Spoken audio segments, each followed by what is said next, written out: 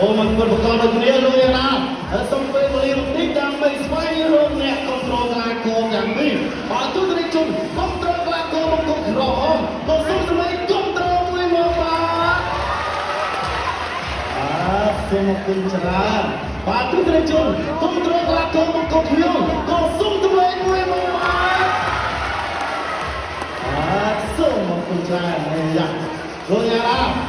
បើចាំដល់កាប់គឺរឿងយ៉ាងណា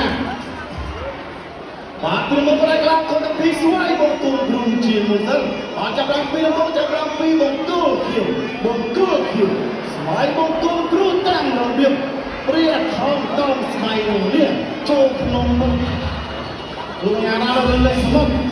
ដូចចេញពីបង្គោលខៀវបាទសាបង្គោលខៀវនេះបាទអីយ៉ាមិនយ៉ាងណាអត់ពេលឲ្យជួយដល់ផងណាបាទនេះមែនមិនต้องទេបាទមានការលើកជើងបងចេញរឹងបង្ហាញទស្សនិកជនទស្សនាថែមទៀតផងហើយក៏យកមកគាត់ពុកមួយជ្រុង3ដងក៏ថែមដែរអរគុណណាស់ចាក់ស៊ីគុំជឿស្មោះក៏ហោដែរទេបាទហាងគោភៀវធ្វើអញ្ចឹងអត់មកកាលនេះណាបាទបាទចុះឆាជាបន្តទៅទៀតសូមក្រុមជើងទស្សនិកជនមកជួបនឹងស្វាយបង្គំគ្រូតាមរបៀបកីឡាករបង្គោលក្រហមវិញម្ដងបង្គោលក្រហមស្វាយបង្គំគ្រូតាមរបៀបនេះលេងទៅឥឡូវក៏ពុកជាមួយងឹត3ដងដូចគ្នា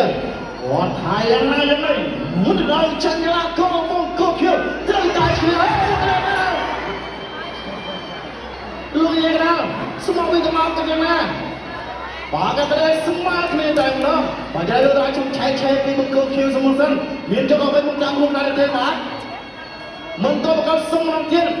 មកក្នុងបងអត់ផងក្រោមពីអត់យកចាប់ហើយក៏ចាប់ទីបាទហើយнамឆែកแล้วអូនដូចបាទក៏ចាប់ពីលោកយាយរកខំមែនទីពីជាដល់ទៀតហើយបង្គោលក្រហមមានចុះអ្វីមកតាមរួមដែរទេបាទអត់ប្រថាឬមកចាប់មិនហើយហើយសមុទ្រកម្មការគឺជួងនៅក្នុងទឹកទី1ហើយកម្មការសូ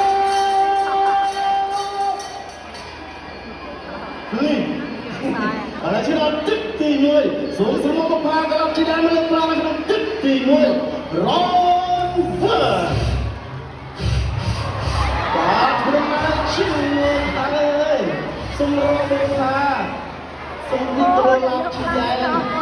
បាទរៀនក៏ជាស៊ីស៊ីមែនទេបើក្រៅលើកឡើងចំនួន2ជុំដើម្បីទស្សនិកជនផងរួមទុកជាអនុស្សាវរីយ៍បាទរួចហើយក៏សម្រាប់នៅខាងក្រៅវិញបាទបើកន្លងទៅពីចំណងមិនចេញរត់ដល់គ្រឿងរួចហើយចំណងកាប់មិនវិញណា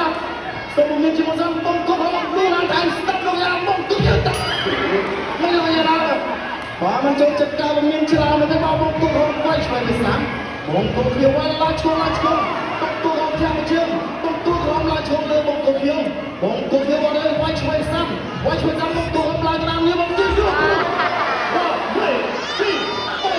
2 3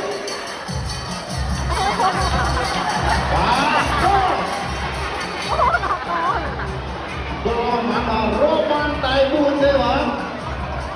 មិនចូលព្រមទេបាទតកីឡាករបង្គោលលោកជួយហាម